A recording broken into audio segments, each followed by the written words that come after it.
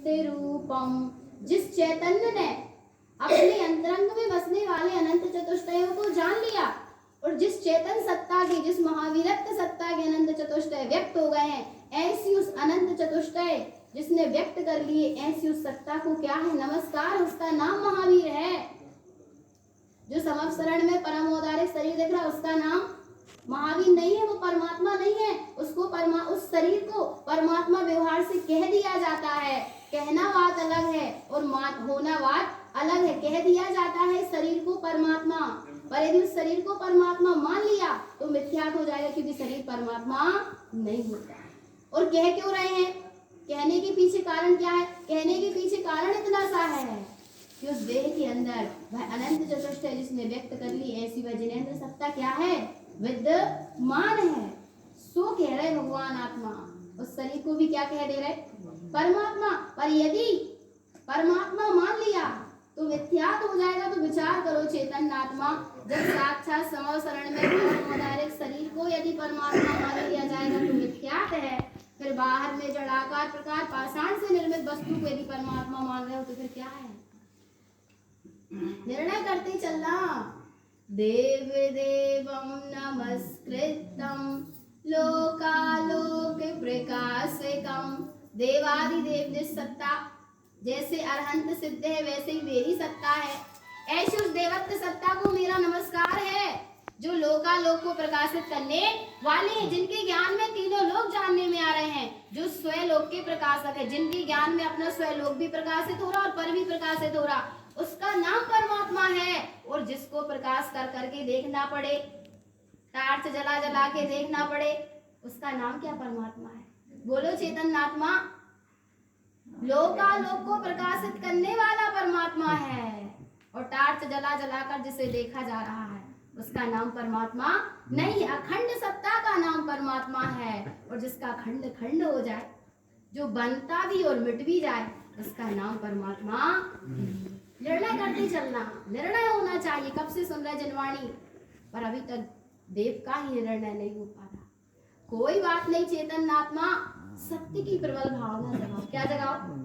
सत्य स्वभाव को जानने की प्रबल भावना। मुझे मेरे को जानना है, उस आदर्श सत्ता को जानना है जिसमें सारा दृश्य दिखाई दे रहा है।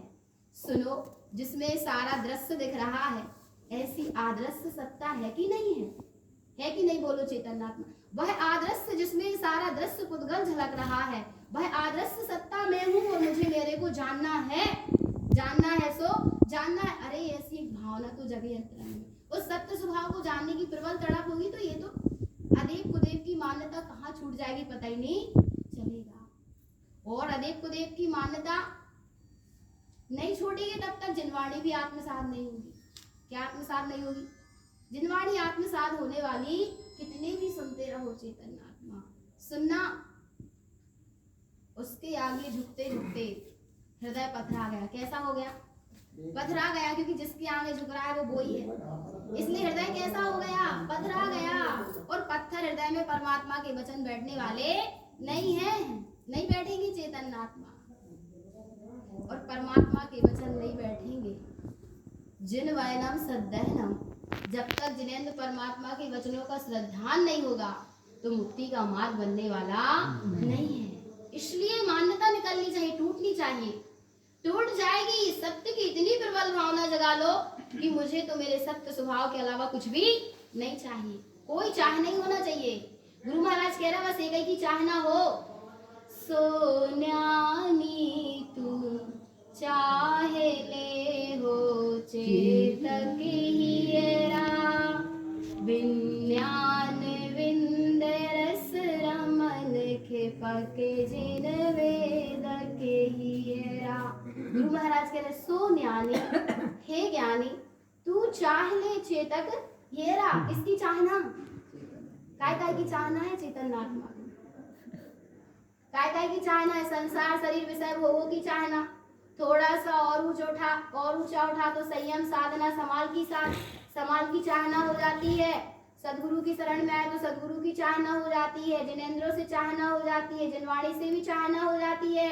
पर जिनवाणी माता कह रही कि तू निश्चय चाहना कर, पर ये जीव उससे चाहना करता नहीं। एक ही की चाह हो।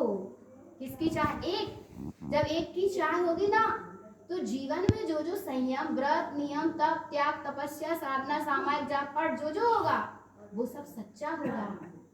क्योंकि स्वभाव की चाहना अर्थात साध्य, साध्य की क्या हो जाए? चाहना। सोन्यानी तू चाहिले हो चेतक हीरा। चैतन्य हीरा की चाह जहाँ जगेगी, वहां पर ऐसी चैतन्य हीरा को उपलब्ध कराने में जो चीज निमित्त है, सहज ही जीव के जीवन में आती चली जाएंगी। सामायिक भी होगी, ध्यान भी होगा, जाप भी होगा, पाठ भी होगा, व्रत नियम संयम भी होंगे और वे सब सच्चे कहलाएंगे। स्वभाव की चाहना सहित होंगे तो सब सच्चे, और स्वभाव की चाहना के बिना इन सब चीजों की चाहना हो गई तो वो सब झूठी है। कहाँ कह रहे सदगुरु की तू इनकी चाहना कर, एक बार स्वभाव की चाहना तो कर लो। किसकी चाहना? स्वभाव की चाहना अर्थात स्वभाव प्रिय लगना चाहिए। अर्थ प्रिय, जो प्रकाशमान सत्ता है वो बड़ी प्रिय है। कैसी है? कैसा हूं मैं? बड़ा प्रिय प्रकाशमान स्वभाव वाला हूँ। ऐसी सत्ता तो है, पर जो प्रिय लग रही कि नहीं लग रही? प्रिय लगना चाहिए। और जितनी जितनी प्रिय लगेगा ऐसा अपना चैतन्य स्वभाव, जितना जितना प्रकाशमान स्वभाव प्रिय लगता चला जाएगा, उतना उतना बाहर में उसका प्रकाश व्यक्त होता चला जाएगा। तो ये जी मिथ्यात्व के अंधकार से स्वतः छूट जाएगा, देर थोड़ी लगने वाली है। और उस सत्य स्वभाव को, उस देवत्व सत्ता को जानने का अंतरंग में भाव होना कि मुझे तो मेरे प्रभु को जानना ही है। कैसी है वो सत्ता? पहले तो स्वीकार होना कि मैं परम तत्व परमात्मा ही हूँ। क्या स्वीकार होना? पहले मैं परिपूर्ण परम तत्व परमात्मा ही हूँ, पहले ऐसा स्वीकार होना। फिर भगवान आत्मा इसको पाने के अंतरंग में प्रवंचा, उसी की चाहना लगी रहे। एक स्वभाव स्वभाव स्वभाव के अलावा कुछ भी नहीं भाना चाहिए, क्योंकि तीनों लोकों में स्वभाव के अलावा कुछ भी प्रिय नहीं है। मेरे लिए मेरी सत्ता प्रिय है और इसके अलावा मुझे कुछ भी प्रिय नहीं, क्योंकि प्रिय कुछ है नहीं ना चैतन्य आत्मा। जिनेंद्र की आत्मा जिनेंद्रों के लिए प्रिय है, सदगुरु की आत्मा सदगुरु के लिए प्रिय है, और मेरी आत्मा मेरे लिए प्रिय है। मेरे लिए जिनेंद्र भी प्रिय नहीं है। मेरे लिए जिनेंद्र प्रिय क्यों नहीं है? क्योंकि वे पर है, मेरी वस्तु नहीं है। मेरी जो स्वयं वस्तु है, जो मेरा चैतन्य स्वभाव है, जो स्वयं की निधि है, वही मुझको प्रिय है। उसके अलावा मुझको और कुछ भी प्रिय नहीं है। विचार करो, जब साक्षात जिनेंद्र, वह चैतन्य सत्ता जो सिद्धालय में जाकर विराजमान हो गई, वह भी प्रिय नहीं लगना चाहिए। कैसी नहीं लगना चाहिए? प्रिय नहीं लगना चाहिए। एक स्वभाव प्रिय लगे, और जिसको स्वभाव प्रिय लग गया तो उसको जिनेंद्र तो स्वतः प्रिय लग गए, क्योंकि स्वामी देहालय सोई सिद्धालय। जिसको स्वभाव प्रिय लग गया उसको जिनेंद्र प्रिय लगे गए, क्योंकि मेरे स्वभाव और उनके स्वभाव में कोई अंतर नहीं है। तो विचार करो, चैतन्यात्मा जड़ पुद्गल को भी परमात्मा मानता फिरता रहता है, उसको प्रिय मानता रहता है, और देख देख कर भाव बनाता है कि ऐसे मैं तुम्हारे जैसा बन जाऊं। तो वो पुद्गल का पिंड है, उस पर्याय में चला जाएगा। चैतन्यात्मा जिसके सामने तू भावना भा रहा है ना, ऐसी दशा में चला जाएगा। वो मूर्तिक जड़ पुद्गल क्या निर्णय दे रहा है? मूर्तिक पुद्गल क्या निर्णय देगा? निर्णय तो जिनवाड़ी दे रही है, वस्तु स्वरूप निर्णय दे रहा है। वो तो बस वो खुद ही कह रही है कि मैं जड़ हूँ, पर फिर भी ये जीव स्वीकार नहीं कर पा रहा। अपनी मिथ्या मान्यता, कल्पना और लोक मूर्ता में इतना ग्रसित है। इसलिए गुरु महाराज ने कहा, सदगुरु ने सबसे पहले लोक मूर्ता दी है, इसके बाद देव मूर्ता, इसके बाद पाखंड मूर्ता।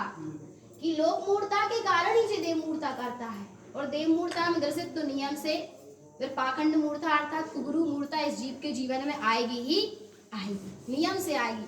नहीं चैतन्यात्मा जिनेंद्र परमात्मा की वाणी पर इतना अटल श्रद्धान होना कि जब जिनेंद्र ने कह दिया कि नकारम निराकार वाला है तो है, फिर एक बार में पक्का कर लो। कितनी बार में पक्का करो? बोलो चैतन्य, कितनी बार में पक्का?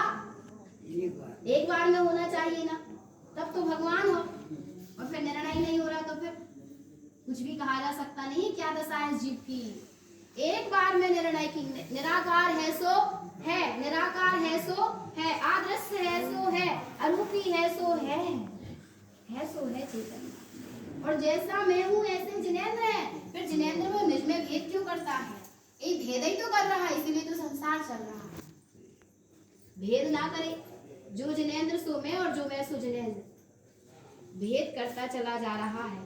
इसीलिए संसार का इतना अनंत भेद पड़ रहा है कि भगवान आत्मा मुक्ति की तो अभी कुछ खबर ही नहीं है, सत्य की तो कुछ खबर ही नहीं है, बोध ही नहीं कि सत्य है क्या। सदगुरु ने गाथा लिखी, सदगुरु से पूछा होगा किसी ने कि अदेव की परिभाषा क्या है, किसको अदेव कहते और कहाँ से जो उत्पन्न हो गए। तब सदगुरु ने अदेव की परिभाषा दी। क्या दी? अदेव की परिभाषा दी, उत्पत्ति नत्ति अदेव। ध्यान से सुनना, निर्णय करते चलना चाहिए, निकलना चाहिए, क्योंकि जिनवाणी सुनने बैठे हो ना। क्या सुनने बैठे हो? जिनवाणी सुनने बैठे हो ना, आत्मसात करने बैठे कि नहीं बैठे कि बस समय पूरा हो जाए हम चले जाएं, ऐसा भाव तो नहीं। सत्य का लक्ष्य रख के बैठो चेतन आत्मा, तो कुछ काम बनेगा, क्योंकि ये समय ऐसे गवा देने योग्य समय, ये अनमोल समय है। और इस अनमोल समय में अपन ने अनमोल सत्य को जान लिया तो ये समय की सार्थकता। और यदि सत्य को सुनने के बाद भी ग्रहण नहीं कर पाए तो फिर कोई सार्थकता नहीं है। पर फिर भी सुनते रहना, एक ना एक दिन ग्रहण होती चली जाएगी। श्रद्धा से सुनो तो क्या कह रहे हैं अदेव की परिभाषा? उत्पत्ति नत्ति अदेव। क्या कह रहे चेतन आत्मा? उत्पत्ति नत्ति अदेव कृतकार्यति मूढलो यस्य जे देवं पिकहन्ते ते सब्बे मूढ़ दुर्बुद्धि। कह रहे उत्पत्ति नत्ति अदेवम, अदेवों की उत्पत्ति होती नहीं है। फिर कहाँ से आ गए जी? परमात्मा कैसा है जी बताओ? ऊर्ध्वगामी है ना। परमात्मा कैसा है? ऊर्ध्वगामी है कि अधो से निकलता है? कहाँ से निकलता है परमात्मा? ऊर्ध्वम देवम ऊर्ध्व सहावम। देव ऊर्ध्वगामी स्वभाव वाला है और ये जीव नीचे से निकाल निकाल कर परमात्मा मानता हृदय है। कितनी बड़ी मूर्ता है। कहाँ से आ गए फिर से अदेव? उत्पत्ति नत्ति अदेवम कृतकार्यति मूढ़लो यस्य। मूढ़ लोगों के द्वारा क्या करी गई? बनाई गई और बनवाई गई। जे देवम पिकहन्ते ने, जो कोई उनको देव कहेगा, मानना तो बहुत दूर की बात है, जो उस अदेव को देव कहेगा, ते सब्बे मूढ़ दुर्बुद्धि। वे सब कौन है? मूढ़ और दुर्बुद्धिता से युक्त हो रहे हैं चेतन आत्मा। पक्का समझ लेना और परिभाषा हृदय में सेट कर लेना, निर्णय करना कि अदेव का जे स्वरूप है और ऐसा अदेव किंचित भी उस स्थान पर भी जाने योग्य नहीं है जिस स्थान पर अदेव की क्या है? स्थापना है। तो निर्णय होना चाहिए। और मेरी चैतन्य सत्ता तो चैतन्य है, मैं चैतन्य स्वयं जिनेंद्र जैसा मैं स्वयं जिनेंद्र ही हूँ। जब स्वयं जिनेंद्र है तो तू पर को पुद्गलादिक को जिनेंद्र कैसे मान सकता है? एक बार ऐसी जिनेंद्र सत्ता को जानने का अंतरंग में भाव तो हो, फिर ये पुद्गल के पिंड जिनेंद्र दिखने वाले नहीं है। कहाँ दिखे? ऐसी अपनी जिनेंद्र सत्ता को जाने भगवान आत्मा, जो निराकार है, आदर्श है, आव्यक्त है, अपनी अनुभूति से अपनी अनुभूति में आने वाली है। ऐसी परमात्म सत्ता की प्रबल भावना रखना। प्रति समय सुरत रखो कि मैं परम तत्व परमात्मा हूँ। और जहाँ प्रति समय पहले निर्णय कि मैं परम तत्व परमात्मा हूँ, फिर निरंतर उसकी क्या चले? सिद्ध स्वरूप सुरति तनंजन खेले फागु। निरंतर उस सिद्ध स्वरूप की सुरति चलना चाहिए। ये तो सच्ची क्या है? फाग है। उस जैसे बाहर के रंग से क्या होते हो? रंगते हो ना। बाहर का रंग चढ़ाया और स्नान किया और क्या होगा? उतर गया। पर एक बार चैतन्य का ऐसा रंग चढ़ा लो, ऐसा रंग चढ़ा लो कि फिर उतरे ना। और ऐसा चढ़ जाए चैतन्य का रंग कि चैतन्य आत्मा फिर दोबारा उतरे ना। और उसकी सूरत रखते चलो तो वह क्या होता चला जाएगा? पक्का होता चला जाएगा और पक्का होता चला जाएगा और इतना पक्का हो जाएगा कि उस रंगमय ही जे जीव हो जाएगा, अर्थात स्वभावमय हो जाएगा। तो स्वभाव का रंग चढ़ाए। ये बाहर के रंग तो चढ़ते और उतरते रहते, ये पौधगलिक सारी व्यवस्था है। पर एक बार चैतन्य को चैतन्य स्वभाव का रंग चढ़े तो कुछ बात है। ये रत्नात्रय मेला महोत्सव में आना सार्थक है। तो भगवान आत्मा ऐसे अपने शुद्ध स्वरूप की प्रति समय सुरत रखें। यही श्री गुरु महाराज की देशना है। बोलो श्री गुरु महाराज जी की जय। देखो अब एक भजन सुनो जी जी को, बड़ा प्रिय भजन है।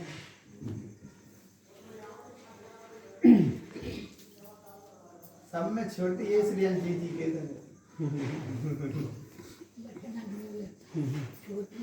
जिले वाणी माँ के प्यारे चेतन गुन्यारे, तू स्वयं सिद्ध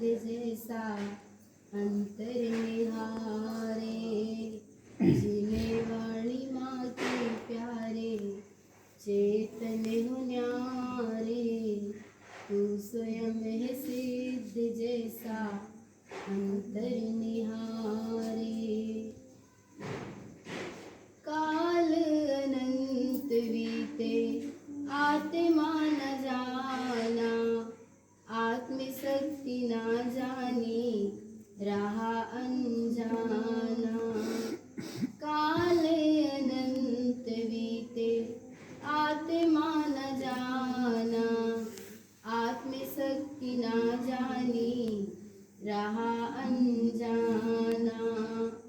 आजार चेतन राजा माता पुकारे, मोहिनी त्यागो चेतन लोरी सुनाए।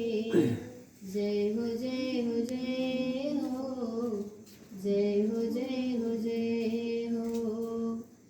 तू अनंत गुणमयी निधियाँ दिखाई, विभावों की काली घटा तुझे छू न पाई।